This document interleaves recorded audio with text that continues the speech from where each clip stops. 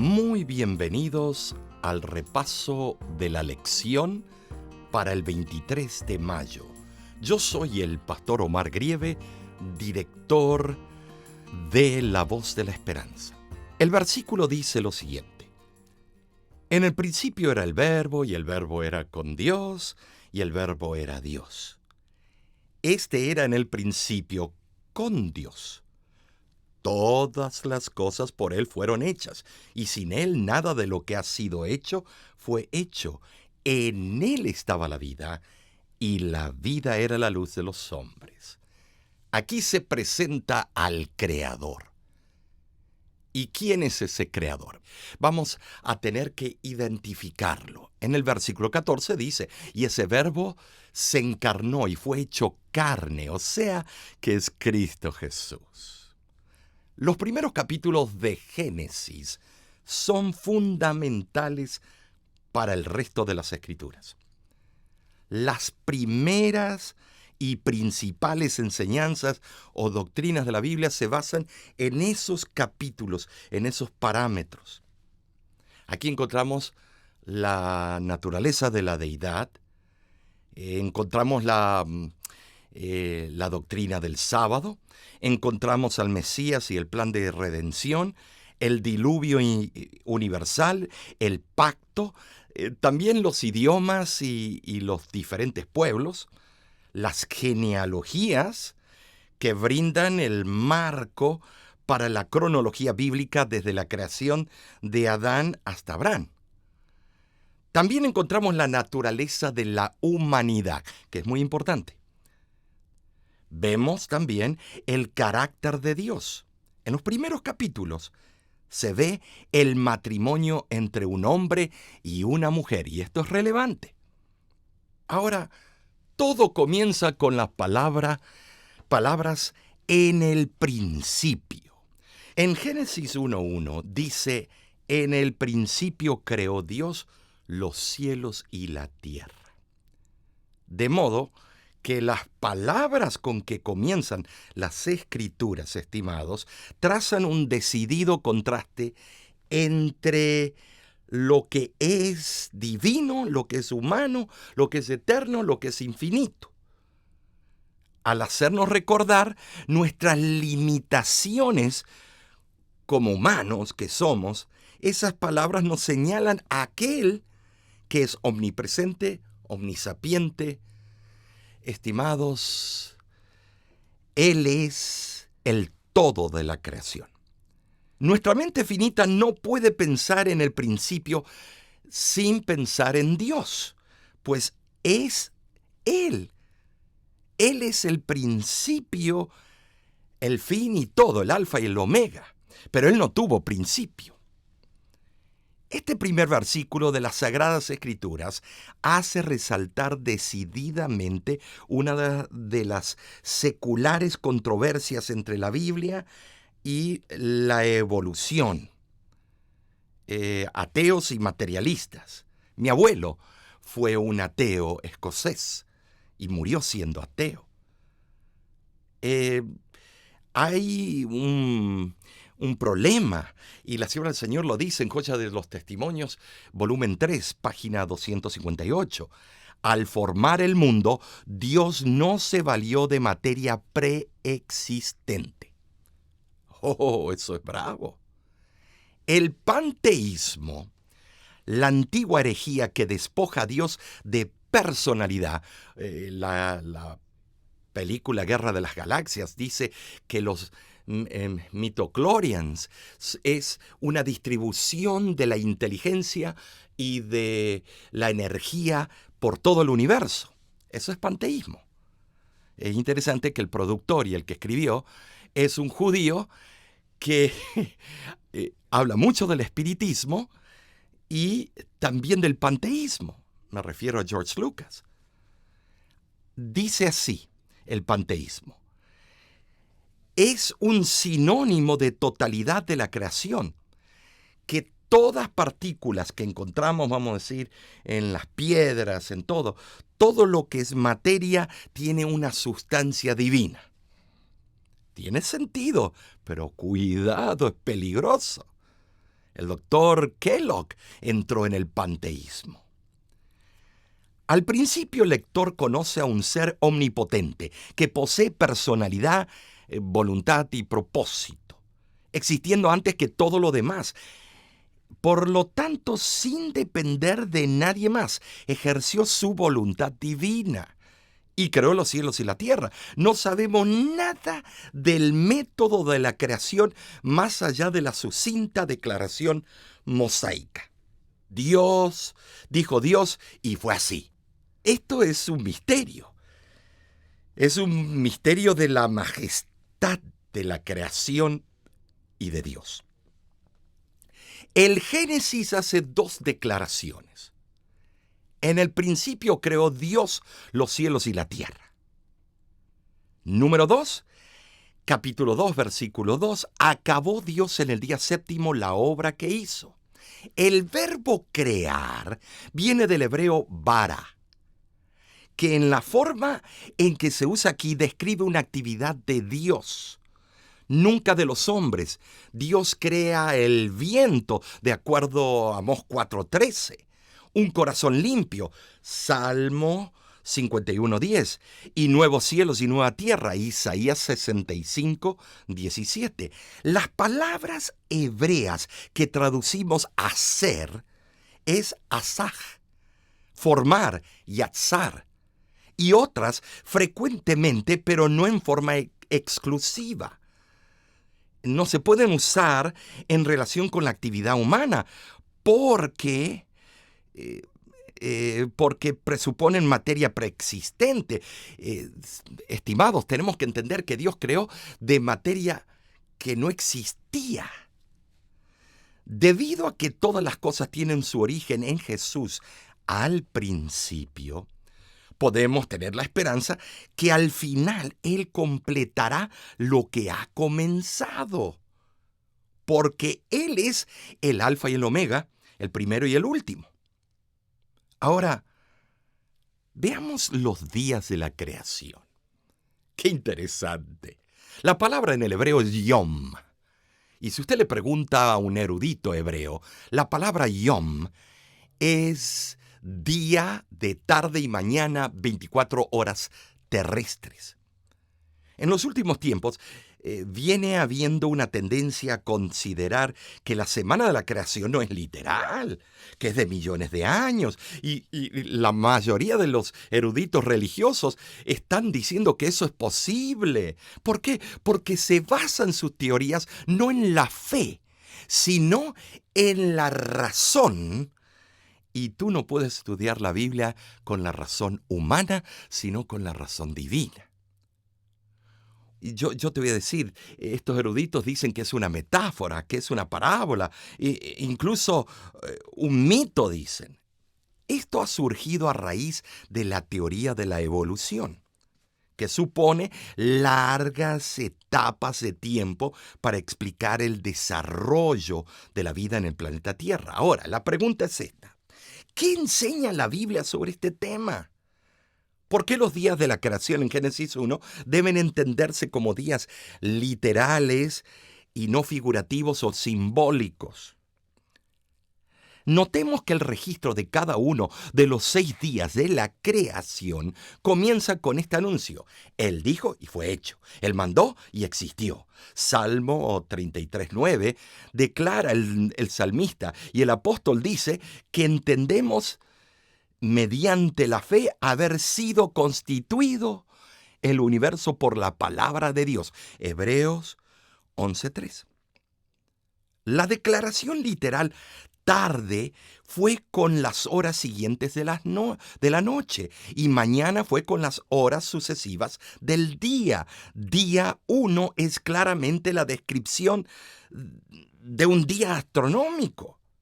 Esto es un día de 24 horas de duración.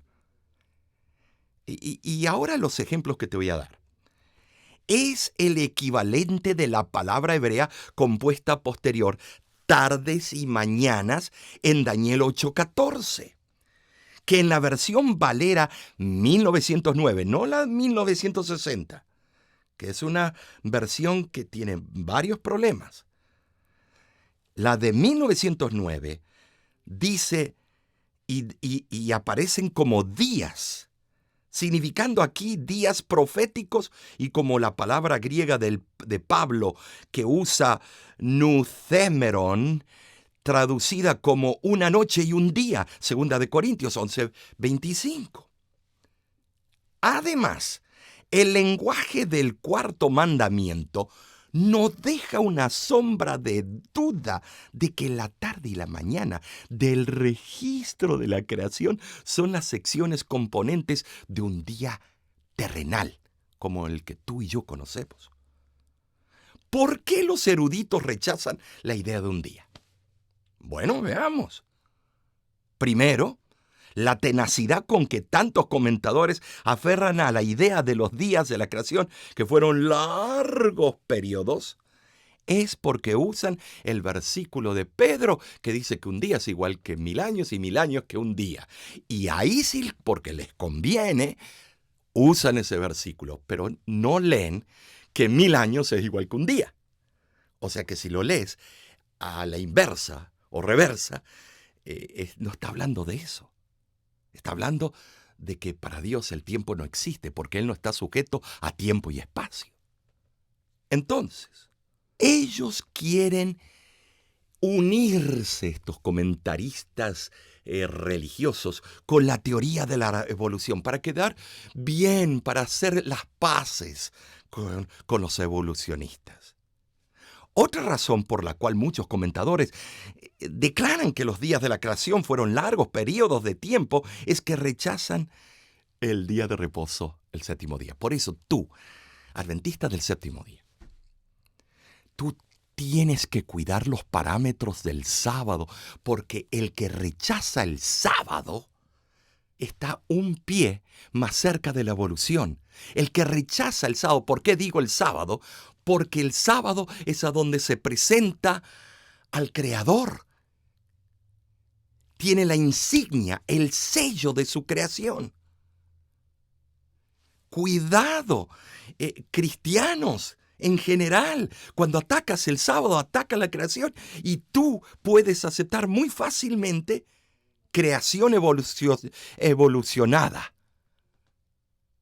Algunos dicen que las lumbreras fueron hechas, bueno, no algunos, la Biblia lo dice, que las lumbreras fueron creadas en el cuarto día. Y si fueron creadas en el cuarto día, quiere decir que el sistema de rotación, traslación y nutación no existían. Entonces, si no existía rotación, como conocemos, y traslación alrededor de un sol, entonces no eran días de 24 horas los primeros 3 días. Tiene mucha lógica, ¿no es cierto? Pero Dios contesta eso. Dios creó la luz el primer día. ¿Qué es lo que quiso decir en el hebreo?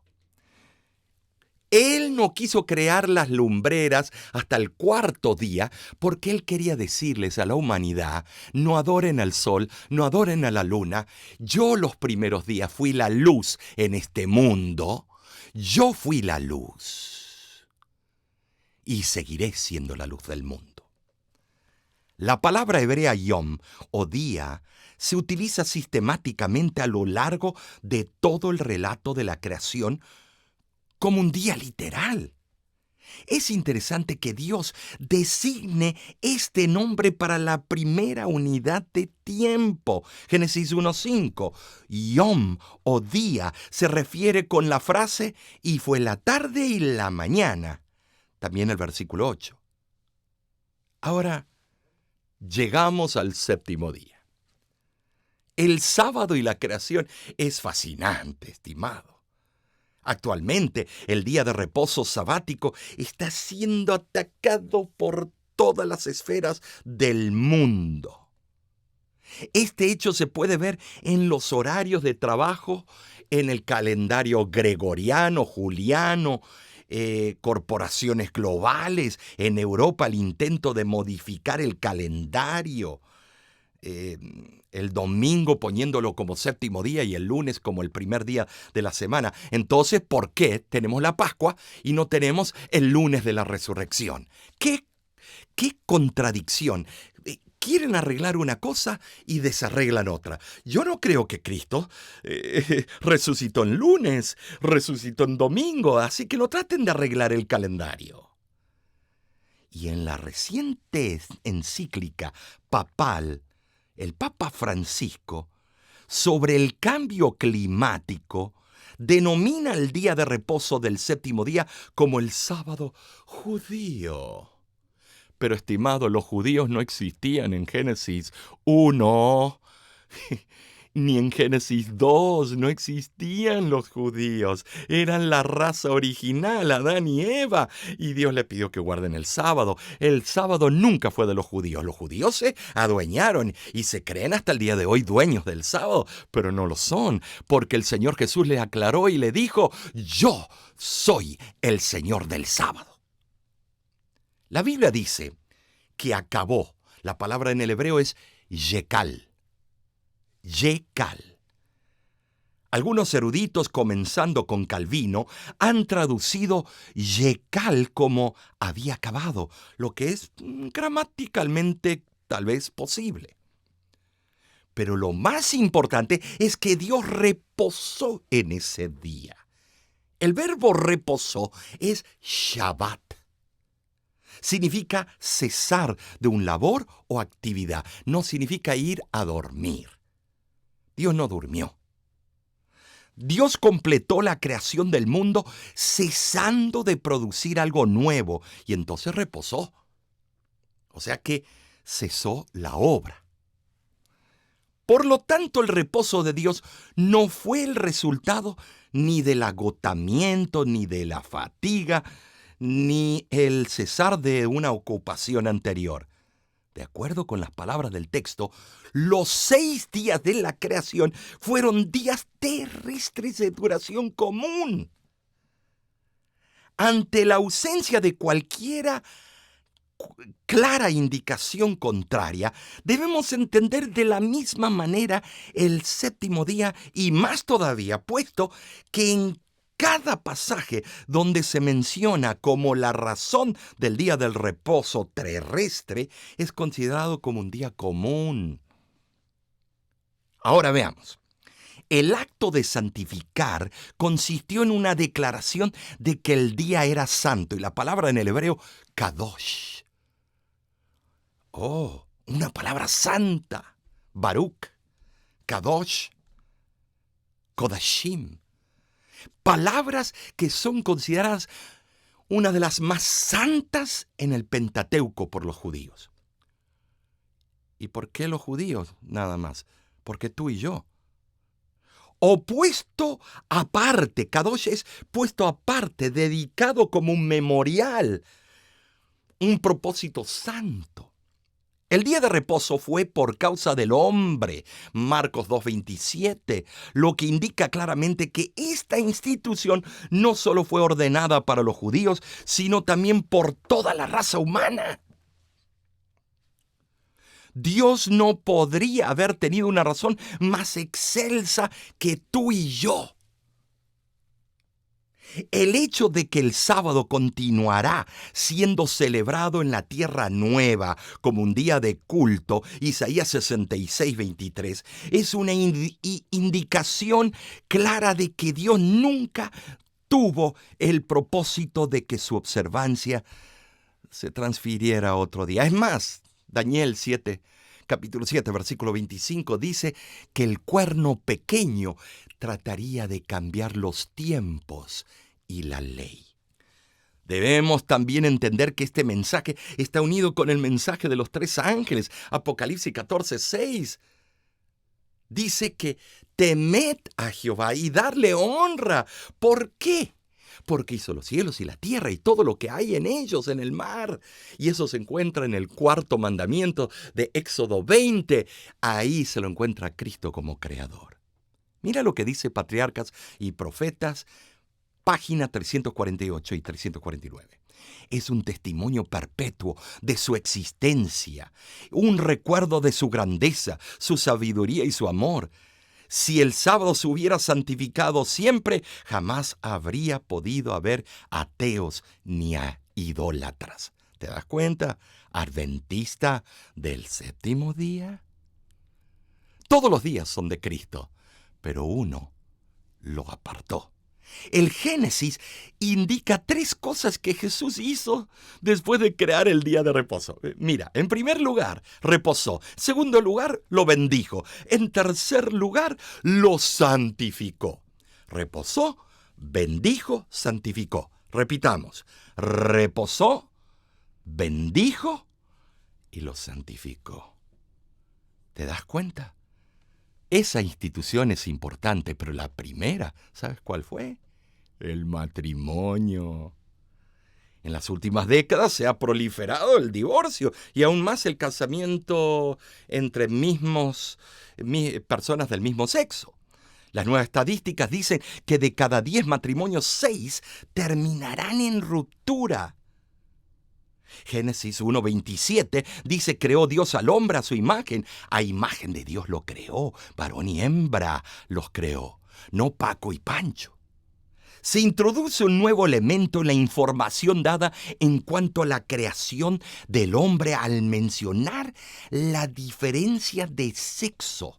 Las 2 palabras varón y hembra son traducidas de adjetivos hebreos que indican el sexo de 2 individuos.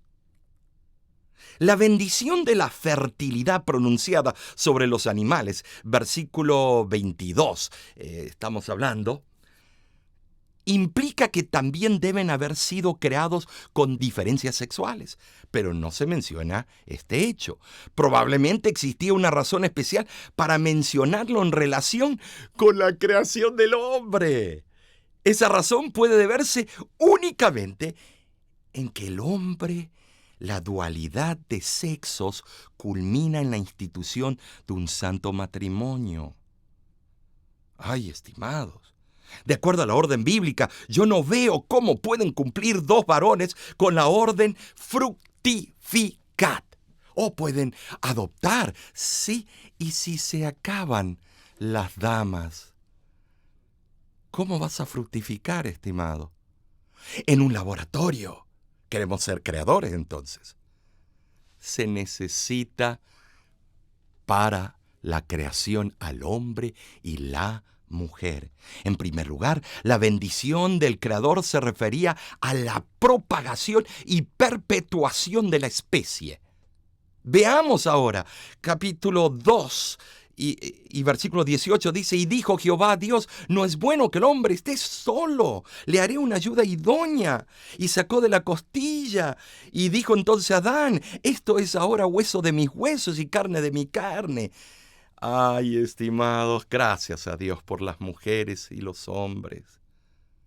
Dios lo hizo caer en un sueño. Fue una operación quirúrgica la que realizó Dios en Adán durante su sueño. La palabra hebrea es selah, que significa en otras partes de la Biblia lado, hoja de puerta, ala de un edificio y panel del revestimiento de una pared. La mujer fue formada para tener una unidad inseparable. Debía estar a su lado como su igual para ser amada y protegida por él. Patriarcas y Profetas, página 27. El matrimonio es un símbolo de la relación de amor. La unión de esposo y esposa se expresa en palabras inconfundibles, existiendo como es en realidad unión de cuerpos. Fíjate, a imagen de Dios los creó, varón y hembra los creó. Adán declara: este sí es hueso de mis huesos y carne de mi carne. Adán la llama mujer. Mira, yo no te estoy diciendo que tú no seas feliz. Si hay alguien que está escuchando, tú tienes derecho a ser feliz. Tú tienes derecho a vivir la vida como se te dé la gana. Dios te dio ese derecho, pero yo tengo el derecho que también Dios me dio para decirte que Dios creó varón y hembra, y hasta la evolución está de acuerdo cuando dicen que la selección lo hace la naturaleza. Y para que exista la raza humana, tuvo que haber hombre y mujer para que siga esa procreación.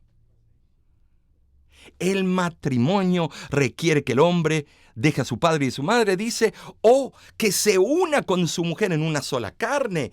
Amigo que me escuchas, no te enojes. Si tú deseas vivir tu vida, vívela. Nadie te debe prohibir. Tú tienes el derecho como ciudadano de nuestros países ser feliz. Vive tu vida, pero yo tengo el derecho de decirte que la Biblia dice una cosa diferente y que hay consecuencias por nuestras acciones. Concluyamos con la creación, la caída y la cruz. El relato de Génesis habla de la creación, pero esa creación tuvo su caída. ¡Ja! ¿De qué manera? La primer mentira. Juan 8:44 dice, el padre de la mentira es Satanás. ¿Por qué? Porque él dijo la primer mentira, no moriréis. Satanás le prometió a Eva grandes conocimientos y quería ser como Dios. Obviamente ella le creyó, el esposo la siguió, y Romanos capítulo 5 al 8 nos habla Pablo de la salvación. Veamos uno de los versículos. Como el pecado entró en el mundo por un hombre y por el pecado la muerte, así la muerte pasó a todos los hombres, por cuanto todos pecaron. Estimados, el primer Adán no tenía tendencias pecaminosas. El segundo Adán tampoco. Él venció la muerte. El segundo Adán, que es Cristo, lo venció en el mismo terreno de Adán. El primer Adán está ligado al último Adán. Creer en la evolución darwiniana, aun si se insertase algún concepto de Dios en el proceso, destruirá la base misma del cristianismo. Esta lección nos lleva a ver al Creador, Cristo Jesús. Nos lleva a ver la participación del Padre y el Espíritu Santo. Nos lleva a ver la creación de nuestros primeros padres. Nos lleva a ver el pecado. Nos lleva a ver la primera profecía mesiánica, Génesis 3:15, la solución. Que Cristo iba a pisar la cabeza de la serpiente. El segundo Adán venció el pecado. Y ahora viene en su segunda venida y quiere renovar la creación caída. Vamos a decir, ¿vas a morir? ¿Sos evolucionista o un ateo? Y dime qué te ofrece en ese momento de tu muerte tu filosofía. Nada, ya moriste y pasas al olvido. Qué hueca la vida, qué vana la vida. Pero yo te ofrezco en Cristo Jesús vida eterna. Cristo te ofrece vida eterna. Te ofrezco lo que dice la Biblia, vida eterna. Yo prefiero morir con la esperanza de vida eterna. De nuestra parte, que Dios te bendiga. Y te espero la próxima semana, el estudio que repasaremos de la lección. Sintonízanos en el canal YouTube de La Voz de la Esperanza. Y de nuestra parte, te decimos a ti que Dios te bendiga y será hasta la próxima vez.